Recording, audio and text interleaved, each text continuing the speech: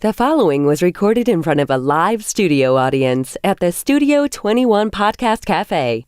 This is the United Podcast Network. The following program is closed captioned for the thinking impaired. By tomorrow, I will rule the world! You think he's gone? He's not gone. That's the whole point. He's never gone. Is this some radical new therapy? You see? Well, I must have not been paying attention when you were just talking to me.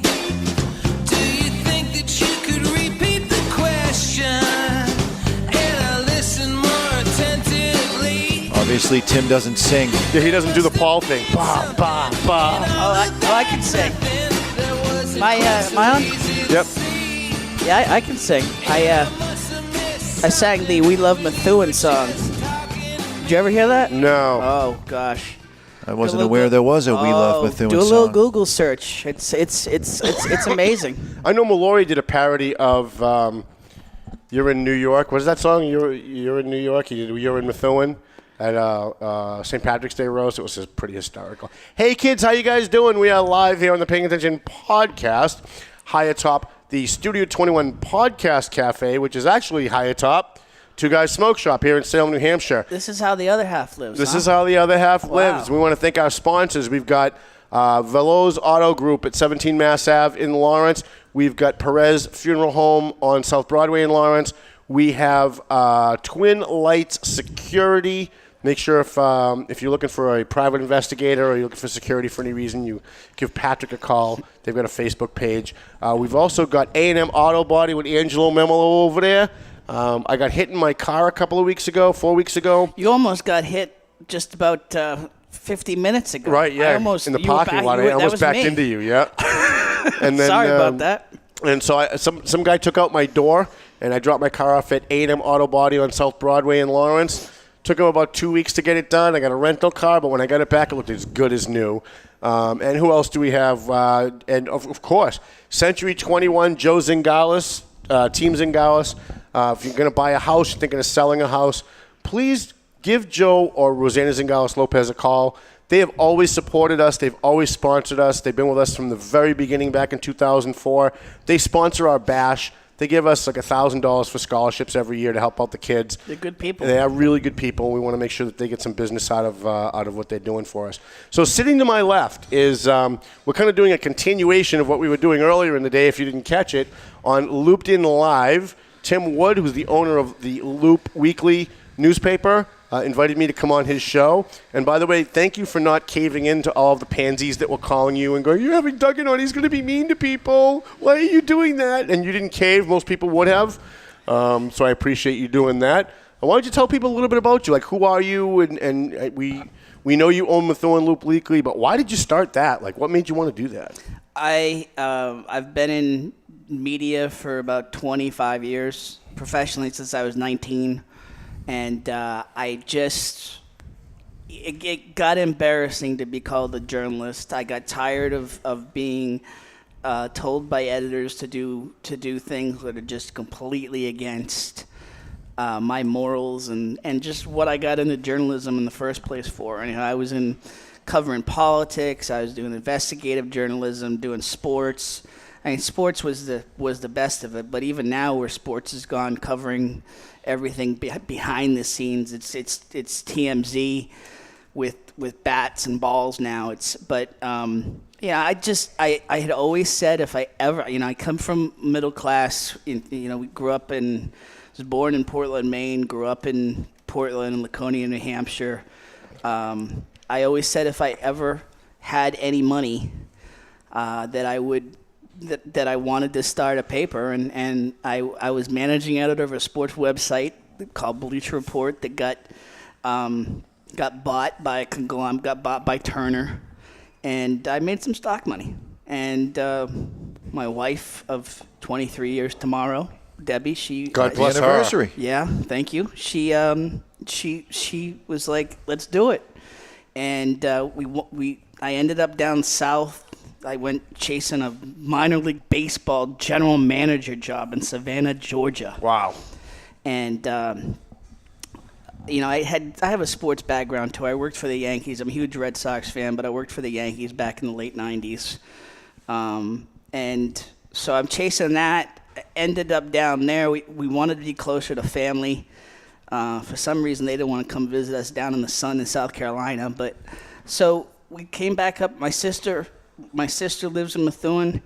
And I would always, my favorite sister of my three, I'm sorry, this is the truth. I have a favorite sister too. Yeah, it's the truth. Becky's my favorite sister. Yeah, Dee Dee's my favorite, and she's, we're like kindred spirits, and she's she is a realtor and entrepreneur in Methuen, and we always come up, and I just was like, how in the hell does this town not have a paper? Right. Like a legitimate, like this town, and so I just took a look at the demographics, and my first instinct was there's got to be a reason. The reason is it's hard. Yeah, that is the reason. There's no question. That is the reason. I mean, they had the paper, and I'm forgetting his name. The guy who did the Methuen News. Oh, Blake Varney. Blake Varney, thank you. Listen, you remind me, I knew Blake Varney. I knew Blake Varney very well. Yeah. You remind me a lot of Blake Varney. A lot. Especially when I found out that you and Eunice were in a shouting match. I said, that's something Blake would have done. You heard about that, too. I did. You hear about everything. I hear everything. Just because I don't, just as a full disclosure to people who follow me and for people who are watching the show, just because I don't talk about everything doesn't mean I don't know what happened, because I usually know pretty much everything that goes on. We talked about this on your show. Eunice Ziegler is it tops among the power rankings of Methuen city councils right now. Mm-hmm. But I asked her for the finance committee document that they've been referencing in all the city council meetings, mm-hmm. and instead of just having a conversation with me, it went to Richard D'Agostino, the city solicitor, who advised her not to. I still don't know why, and they didn't give it. It's a public document, and they didn't give it. So. Yeah, at that point, I got into, before one of the budget hearings, I got into it with Rich, I said to Eunice, for someone who campaigned on it and has been a champion of transparency, this is not transparency. It comes off as transparency when convenient. Right. So, but in all her defense, though, she was going by what the attorneys were telling her, and she's brand new. So I know you don't ever give anybody any kind of leeway. No, I do. But what are you talking about? Of course I do. Well, unless it's Steve Saban, then you give him all the leeway in the world. But it's your show. I know. I'm just giving you a hard time. Jessica, you and Jessica. Listen, I'm Team Jessica. I make no mistake. I make no bones about it. What are we gonna be teams? It sounds like we're reading Twilight. Like I think. Are you Team Jacob? If Jessica. Wait, is that a bad thing? What? Reading Twilight? Should I stop doing that? No, I love. All right, just making sure. It started out having to go there for the wife, but then it's like when I had I got three older sisters. I had to watch soap operas growing up if I wanted to watch any TV. Right. And I'm still watching Young and the Restless and General Hospital. Are you really? Oh God, yeah. Wow. And it's all the same actors from 26 years ago. Wow. So you started Methuen Loop Weekly, and one of the things that you did is something that I always said I wished that I could do, but I'm completely incompetent at it. I think we could easily triple our advertising revenue tomorrow if I had somebody that knew anything about local sports. Because local sports is one of the things that's so undercovered by the media, and there's such a hunger, there's a thirst out there for people to see their kids playing baseball, to see their kids playing soccer. Methuen High School plays the Vogue, and all those parents want to see their kids. They want to see who got the winning home run. And the Tribune used to do a great job on local sports. Now they suck. And when they do it well. Right. All right. Mike Muldoon wrote a story about Jacob St. Ange, the Methuen kid, the girl that passed away in a car accident in December, Ashley St. Ange, and Jacob, is brother sister bond, and he kept up with track and had a phenomenal. When they do it really well. It's just but overall, all the newsrooms are cut. Right. Overall, it's not what it used to be. There used to be a whole local sports section in the Trib. Yeah. So you were able to capitalize on that because you have a sports background, and you came into Methuen, and one of the first things you started doing was reporting on local intramural sports, like school sports. And the schools and youth sports. That's where we really cut our teeth. And I think that's what put you on the map, and that's what gave you the credibility, because now parents are picking you up, and parents who probably normally wouldn't be picking up a weekly paper are picking you up. I mean, that's the goal. That's the goal. There's already a paper out there that caters to an older generation, right. And papers in general have catered to an older generation, right? And you found the formula. They never pivoted. The papers never pivoted, and right. and they didn't even pivot with. I mean, the internet's just eating them up because they just didn't focus on what they're really good at. Right. And I'll tell you, I mean, it's not just because I thought there was a need. I've covered World Series, Super Bowls. I've covered a lot of national sports. Covering local sports has always been by far my favorite thing to do because they're not tainted. They're just playing it because they love it. They're learning camaraderie. They're learning winning and losing because we lose in life. Right. There's way more losing than there's winning. That's very and true. the sooner that the kids today learn that, the better off we're all going to be when they're our leaders. Right. Because, we talked about this. These kids today, but there's this entitlement that they learn they don't get in sports. Right. So now you've been doing this for a year. What's the one thing that you've learned that maybe surprised you now that you're at the 1 year point that you wish you knew a year ago when you started? I was very naive about. I was, my column. I've always called my column Over Medium. My company's called Over Medium Media because my wife named it 20 years ago when I first got my first column. Because I like my eggs over medium, but that's my philosophy. That's my philosophy, and I noticed that when we were at Eli's. I was like, oh, it's all right. I have this cynicism, just over the years, and hereditary, genetic. But I also have this little runny yolk of optimism, and the optimistic, romantic, naive part of me thought that there was a monthly paper there, and they had their thing. And it wasn't it's like a newsprint. They call themselves a magazine, but then when another person came in, they thought, they're the newspaper. And I thought that we could all play in the sandbox nicely. Right. That was not with that guy. You can't. No, that was my biggest mistake.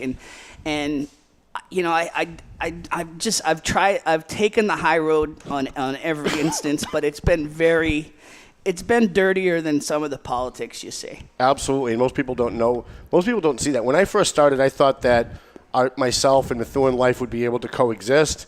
We both kind of do very different things. They do like very fluffy things like Student of the Month at the Tenney School, and I'm doing hard news stuff.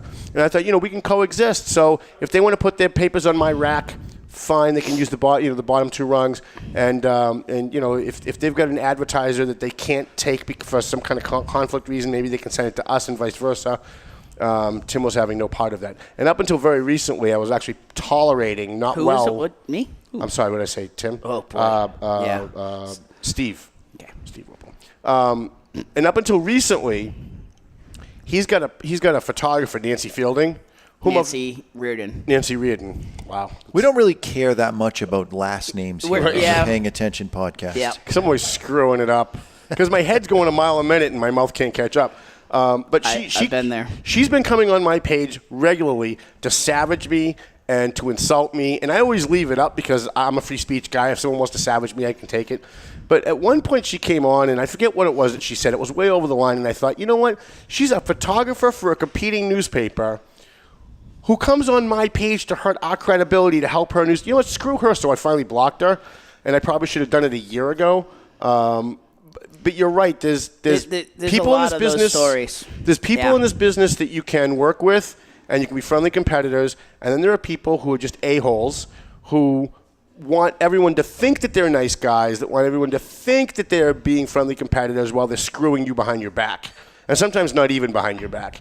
So it's always good to have. When I met you and I heard about you, I didn't know anything about you, and I thought, here's a new guy. Maybe with the emergence of this new newspaper, that there can be some friendly rivalry, that we can actually work together on stuff, and that we can talk to each other and swap ideas and go out for coffee once in a while. And I had everybody telling me that's never going to happen. This guy's in Methuen. He's looking to be friends with all the insiders, and you're not an insider guy, and you always poke the people inside. It's only going to be a matter of time before this guy savages you and hates you. And none of that happened. And I had one of your guys on the show. What's his name? Nick McCool. I had Nick McCool up on the show one day. He did a great job. He did amazing. Yeah. And he asked me what I thought of your product.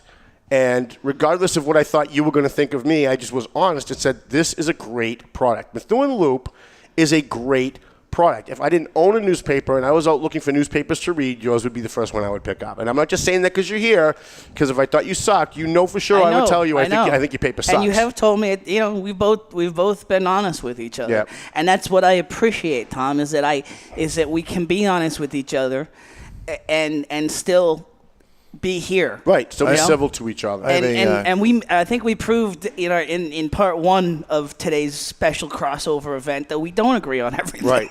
We actually agree on very little. I like my eggs sunny side up. What does that say about me, Tim? You're crazy. Too runny, man. You're too. You're wishy-washy. Yeah, you're wishy-washy. You're too. Yeah, wishy-washy. I think sissy was the word I was looking for, but I'm not going to say that out loud. You guys are just lucky my eggs aren't here. I'd throw them at both of you. All right. They wouldn't make it to us. They're too runny. Right? Yeah, they'd fall halfway. There'd be a plate behind them, just to let you know. Oh, yeah. Okay. Yeah. Wow. All right. So, anything else you want to say about Methuen Loop Weekly? Give a free plug. We're going to take a quick break. We've got. I see it, and you did way better than I only have my tchotchke on the back of my phone.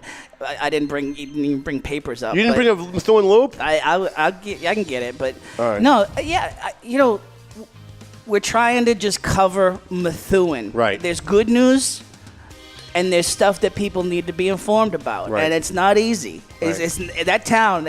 We wanted the thing you need to know about in terms of a year later. Corruption. A harder town to cover than I thought it was going to be, and I've covered a lot. But yeah, there's a lot of corruption in Methuen, and maybe we'll talk about that a little bit after the next segment. We've got someone who needs a kidney, and this came to my attention through a Facebook internet post by Ted, and so I said, why don't you come into the show? Maybe we can give you some publicity, and maybe somebody out there will be willing to help. So we'll be back after this. We're going to pay some bills. Mr. Jonathan's going to help us get into break, and I'll be back after.